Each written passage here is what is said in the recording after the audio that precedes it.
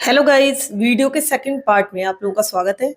अभी तक आप लोगों ने देखा कि इन दोनों भाइयों ने यानी कि लाइल ने और एरिक ने किस तरह से अपने माँ बाप की हत्या कर दी थी और हत्या करने के बाद इन्होंने खुद ही पुलिस को फोन किया था। लेकिन ऐसा बताया जाता है कि ये लोग पहले पुलिस को फोन करने वाले नहीं थे। पहले इन्होंने ऐसा सोचा था कि इनके पड़ोसी खुद ही गन शॉट्स की आवाजें सुनकर पुलिस वालों को फोन कर देंगे और उसके बाद ये लोग कह देंगे कि हम बंगलों के पीछे वाले साइड में थे और हम भी अभी अभी गोलियों की आवाज सुनकर यहाँ पर पहुंचे हैं। और तब ये जो खून वगैरह हमारे कपड़ों पर लगा है, इसका भी जस्टिफिकेशन हो जाएगा कि हाँ, क्योंकि हमने अपने पेरेंट्स को देखा, उन्हें उठाया, उन्हें उठाने की कोशिश की और इस कारण से ये जो ब्लड है हमारे कपड़ों पर लग गया है। वो काफी देर तक वेट करते रहे, लेकिन किसी भी पड़ोसी ने शायद उन गन शॉट्स की आवाजें नहीं सुनी। कोई भी पुलिस वाला वहां पर नहीं आया। जैसे कि मैंने बताया कि जो वहां पर पुलिस पेट्रोलिंग होती थी, ऐसी भी कोई गाड़ी वहां पर नहीं आई। और तब इन लोगों ने अपने कपड़े वगैरह चेंज किए और ये लोग मूवी देखने चले गए। लेकिन मूवी देखने के बाद जब ये लोग घर लौटे, तब इनको उम्मीद थी कि शायद कोई ना कोई वहां पर आ गया होगा, लेकिन तब भी वहां पर कोई नहीं आया था। और तब इन्होंने डिसाइड किया कि ये लोग खुद ही पुलिस वालों को फोन करेंगे।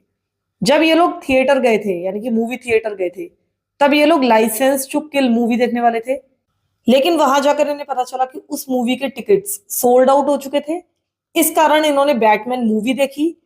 इसके बाद ये लोग टेस्ट ऑफ एलए फेस्टिवल में गए और उसके बाद ये लोग घर लौटे थे। घर लौटने के बाद जब इन्होंने पुलिस वालों को फोन किया, वो घर आए, इनसे बातचीत की, तो इनकी बातें इनको बहुत ज्यादा क्रेडिबल लगी, क्योंकि दोनों ही भाई इनको वहां पर बहुत बुरी हालत में मिले। उन्होंने इतना ज्यादा इनकी कहानी पर विश्वास कर लिया था कि इन्होंने इनके हाथों को गन शॉट रेजिड्यू के लिए टेस्ट भी नहीं किया। यानी कि जब कोई भी किसी को गोली मारता है तो उसके हाथ में कुछ बारूद के कण आ जाते हैं, उसके लिए उनके हाथों को चेक किया जाता है जनरली। लेकिन पुलिस वालों ने ऐसा करने का कोई कष्ट नहीं उठाया। उन्हें इन बच्चों की कहानी बहुत ज्यादा क्रेडिबल लग रही थी। हालांकि ये एक बिल्कुल स्टैंडर्ड प्रोसीजर है। जो लोग भी क्राइम सीन पर होते हैं या क्राइम सीन के आसपास होते हैं, उनके साथ ही प्रैक्टिस की जाती है। लेकिन पता नहीं वो इतने ज्यादा इन्वॉल्व हो गए थे इनके इमोशंस के साथ कि ये वाला टेस्ट कराना भी भूल गए। अब जब पुलिस वालों ने देखा कि इनके नीज पर गोली मारी गई है, तो इनको ये किसी भीड़ का काम लगा।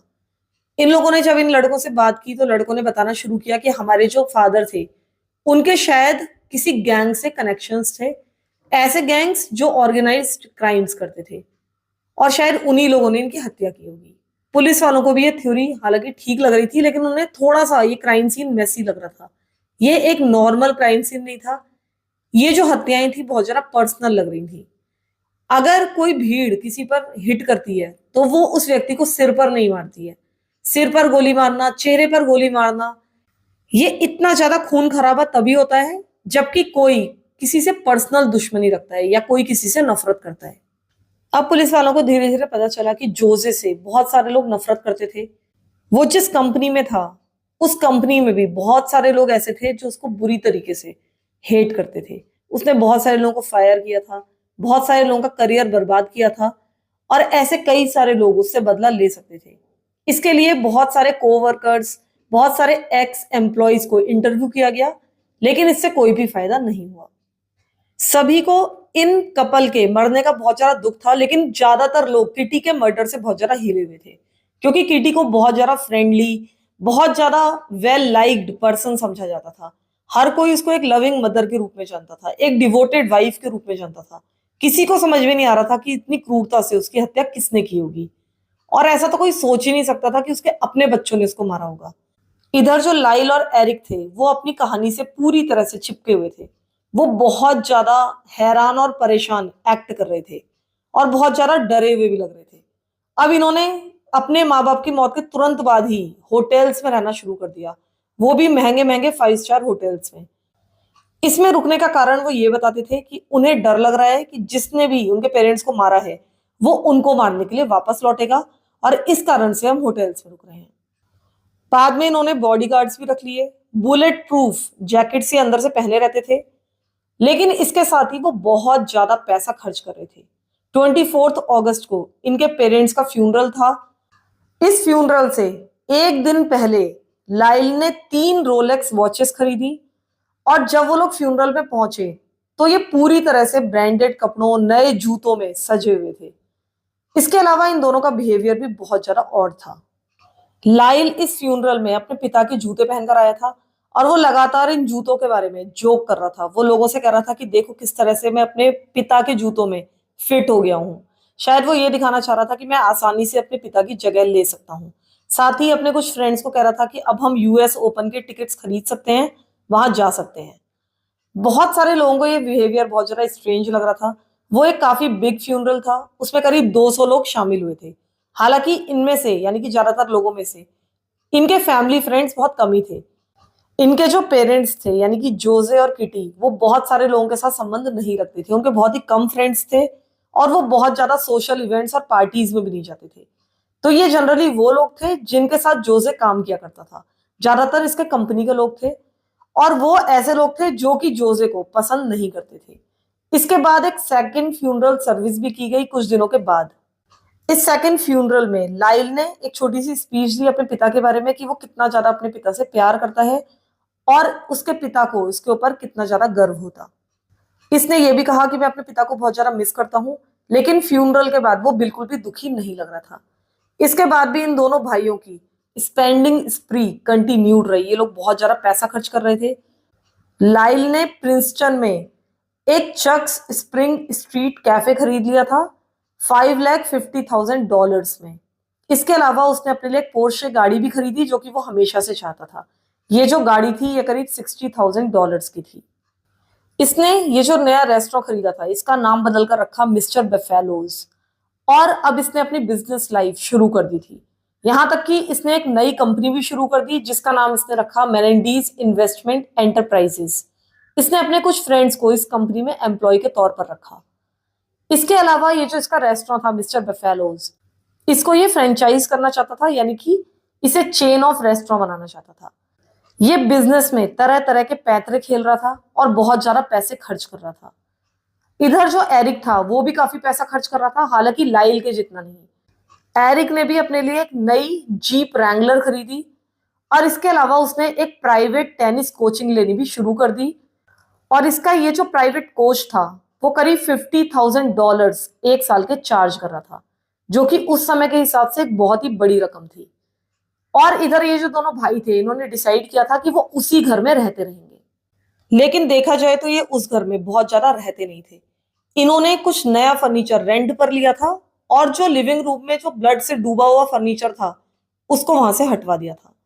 इसके अलावा ये लोग $9 लाख का एक पेंट हाउस भी खरीदने जा रहे थे, लेकिन बाद में इन्होंने अपना इरादा बदल दिया। इन दोनों ने मेरीना डेल रे में दो एडजॉइनिंग कॉन्डोज किराए पर लिए, लीज पर लिए हम कह सकते हैं। और वहां पर बहुत सारी ये लोग पार्टीज किया करते थे।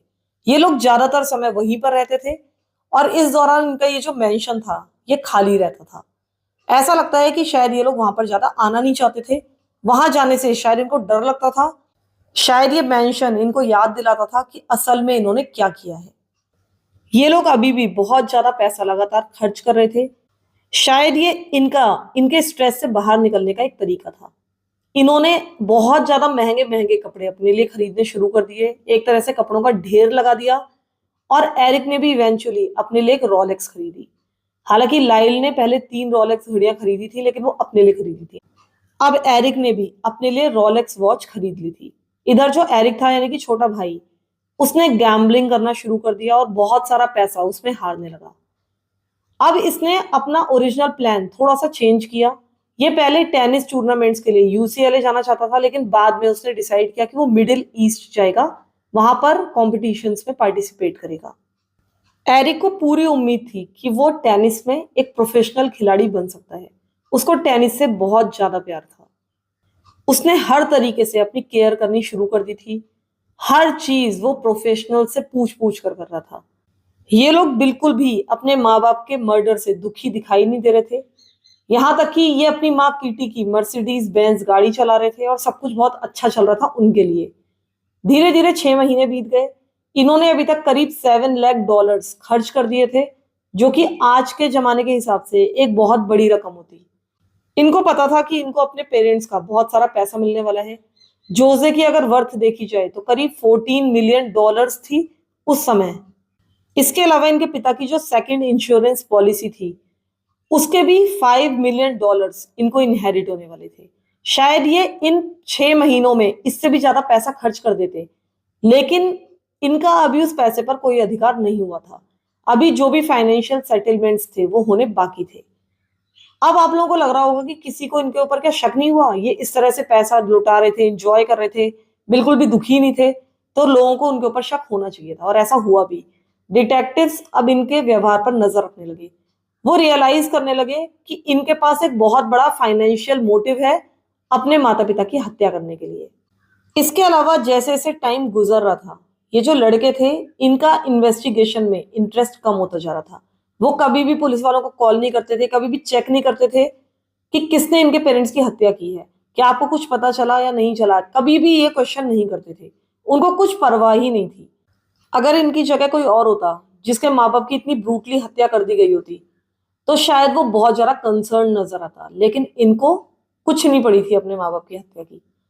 अब इन्वेस्टिगेशन इन दोनों लड़कों के चारों ओर सिमट कर रह गया। इनकी जब जांच पड़ताल की गई तो पता चला कि इन दोनों लड़कों ने 18 अगस्त को, यानी कि अपने पेरेंट्स की हत्या से 2 दिन पहले, गन खरीदी थी।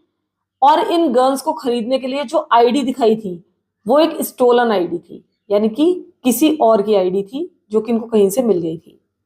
ये दोनों लड़के गन्स खरीदने के बाद गन्स अपने घर लेकर गए थे और साथ ही इन्होंने एक कंप्यूटर एक्सपर्ट को भी हायर किया था। ये चाहते थे कि ये जो कंप्यूटर एक्सपर्ट था ये इनकी फैमिली के कंप्यूटर की हार्ड ड्राइव को पूरी तरह से इरेज कर दे।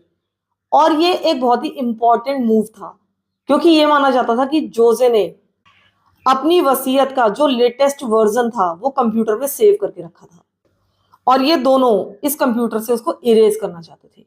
अब शक की सुई पूरी तरह से इन दोनों के ऊपर घूम चुकी थी। पुलिस वालों ने अब एरिक के फ्रेंड क्रेग से बात की। क्रेग जो कि एरिक का एक बहुत ही अच्छा फ्रेंड था। ये दोनों साथ में टेनिस खेलते थे, साथ में स्क्रिप्ट्स लिखते थे और साथ में बहुत सारा समय गुजारते थे। पुलिस वालों ने इससे रिक्वेस्ट की, यानी कि क्रेग से रिक्वेस्ट की कि तुम एरिक के साथ लंच पर जाओ और उससे बातचीत करो। अब 17 नवंबर को ये दोनों लंच के लिए गए। क्रेग ने बिल्कुल नॉर्मली इससे बातचीत करनी शुरू की, लेकिन एरिक बहुत ज्यादा नर्वस, बहुत ज्यादा एंशियस लग रहा था। अब क्रेग लगातार एरिक को पोक करता रहा, उससे पूछता रहा कि तुम इतने ज्यादा नर्वस क्यों लग रहे हो, इतने परेशान क्यों लग रहे हो। और इवेंचुअली एरिक ने उसके सामने सब कुछ कन्फेस कर दिया। वो क्रेग के ऊपर बहुत ज्यादा विश्वास करता था। उसने क्रेग को इस प्लान के बारे में सब कुछ बताया। उसने बताया कि लाइल ने किस तरह से डैड को शूट किया और मुझे मॉम को शूट करना था, लेकिन मैं क्योंकि उनको शूट नहीं कर पाया इसीलिए लाइल ने मॉम को भी बाद में शूट किया।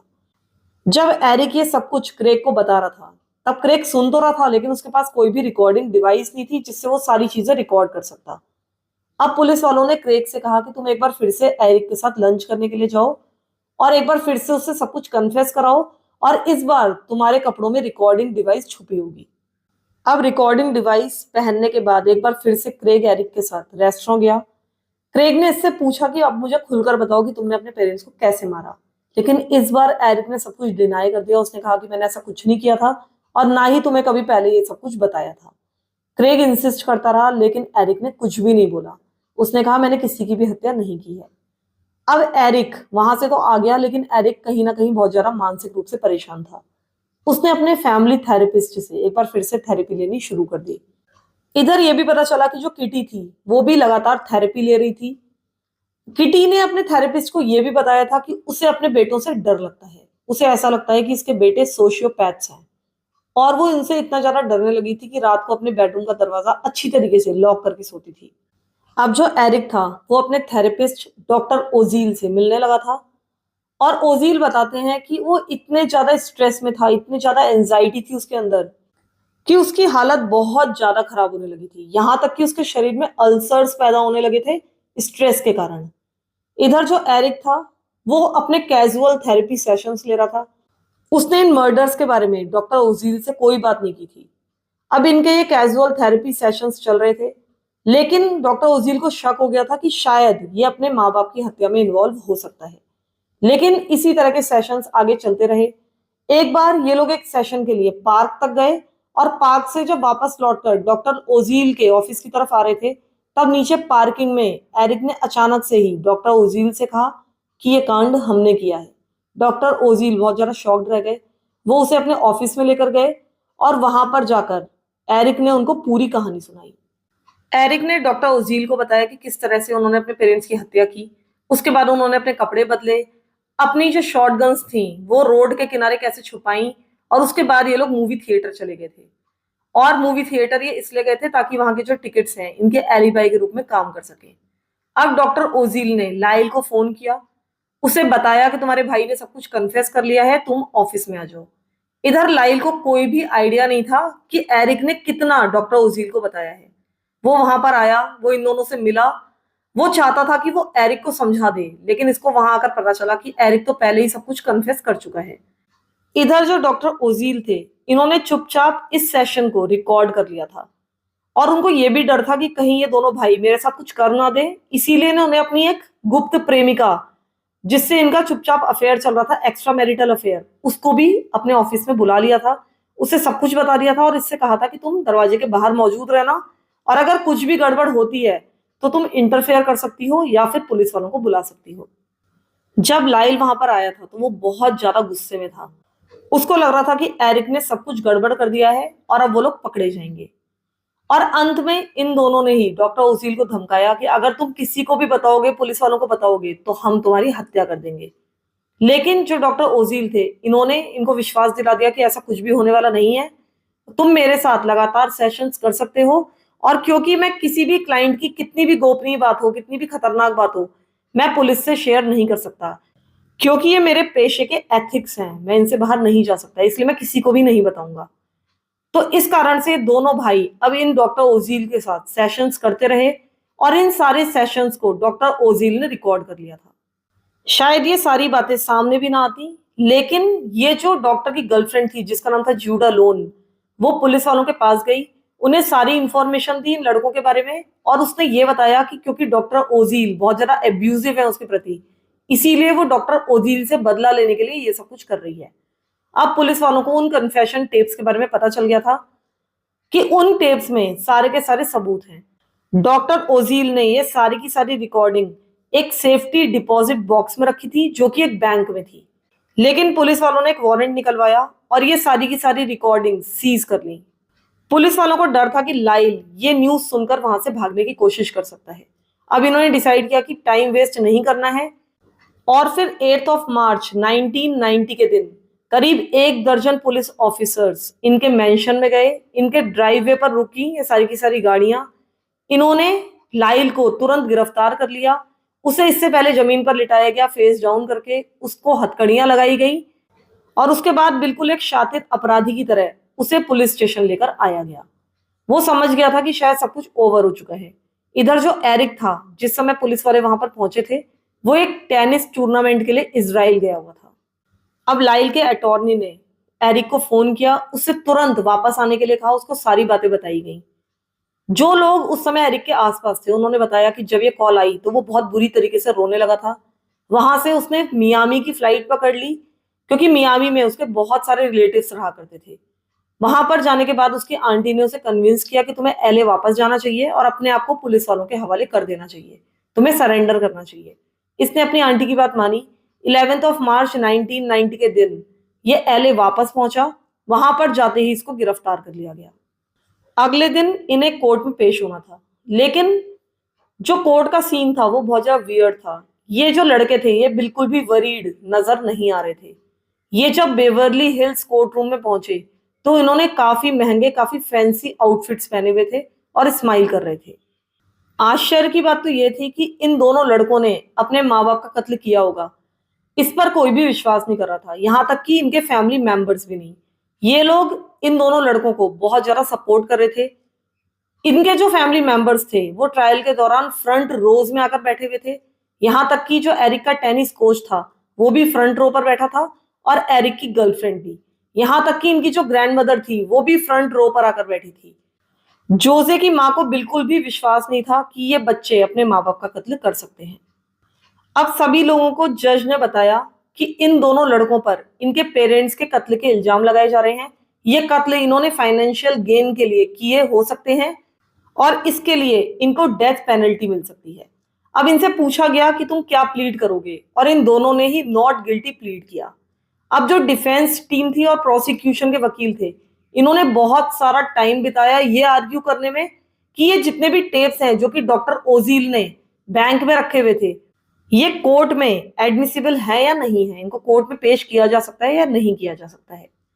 क्योंकि ये जितने भी टेप्स हैं ये डॉक्टर पेशेंट कॉन्फिडेंशियलिटी का पालन कर रहे हैं या नहीं कर रहे हैं।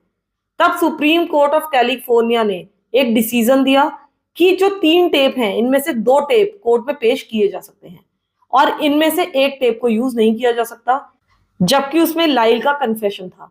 लेकिन यह फैसला इसलिए दिया गया था क्योंकि लाइल ने इस टेप में डॉक्टर ओजील को जान से मारने की धमकी दी थी और इस कारण से डॉक्टर पेशेंट कॉन्फिडेंशियलिटी का जो लॉ था, जो एथिक था, वो यहां पर भंग हो रहा था। इसके बाद काफी लंबे समय तक ये मुकदमा चलता रहा। जुलाई ऑफ 1993 आ गया और तब पहली बार ये अनाउंस किया गया कि एरिक और लाइल ने सच में अपने पेरेंट्स की हत्या की है, लेकिन ये हत्या उन्होंने सेल्फ डिफेंस में की है क्योंकि इन बच्चों को बचपन से ही साइकोलॉजिकली, फिजिकली और सेक्सुअली अब्यूज किया गया और ये सब कुछ कर रहा था उनका खुद का पिता। और इन्होंने अपनी माँ की हत्या इसलिए की क्योंकि इनकी माँ ने ये सब कुछ होने दिया, इसका कभी विरोध नहीं किया।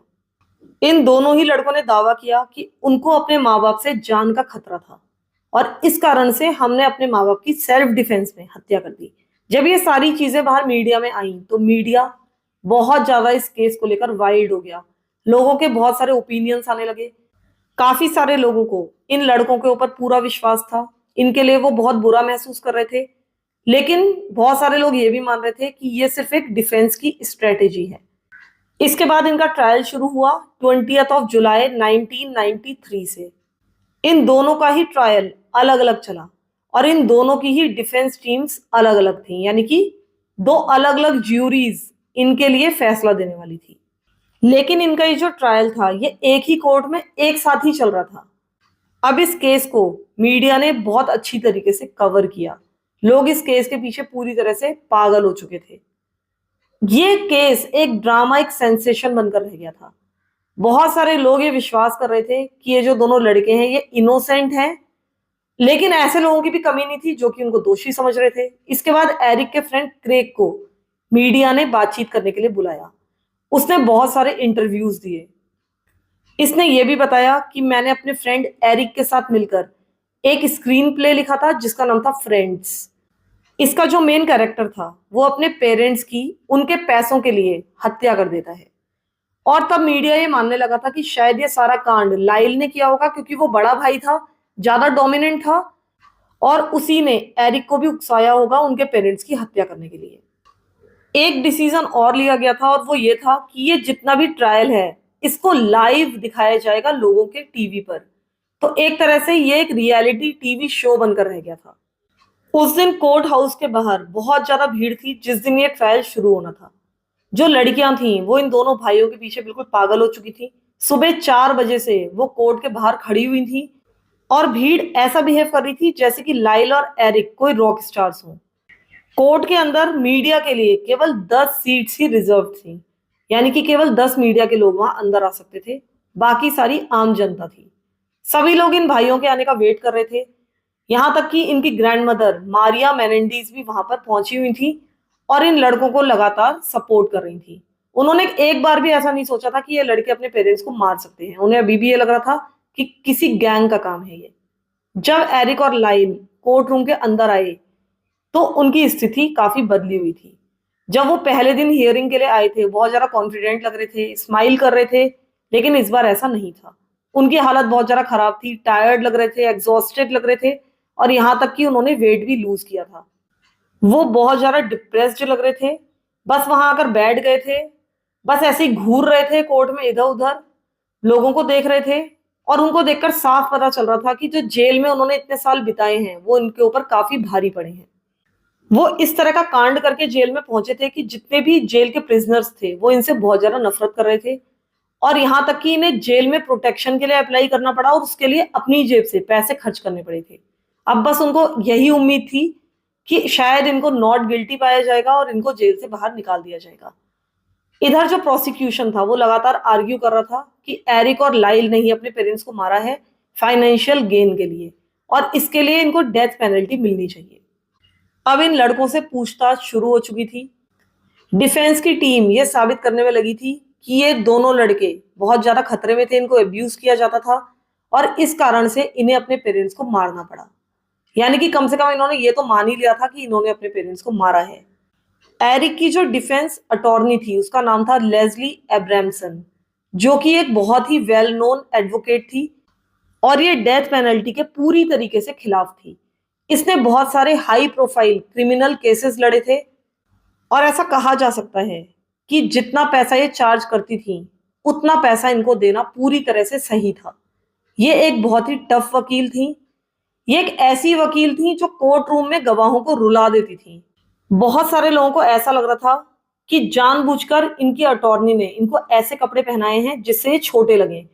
इनको सूट्स नहीं पहनाए गए थे, बल्कि इनको कलरफुल स्वेटर्स पहनाए गए थे। ऐसा दिखाने की कोशिश की जा रही थी, ऐसा लग रहा था कि ऐसा दिखाने की कोशिश की जा रही थी कि इनकी अभी तक आउटसाइड एक परफेक्ट लाइफ चल रही थी, लेकिन अगर देखा जाए तो इनका घर पूरी तरह से एक नरक था। इनकी वकील ने आर्ग्यू किया कि ये बच्चे पूरी तरह से ट्रॉमेटाइज्ड थे। इनका बहुत घटिया तरीके का सेक्सुअल अब्यूज चल रहा था और ये उनका खुद का पिता उनके साथ कर रहा था।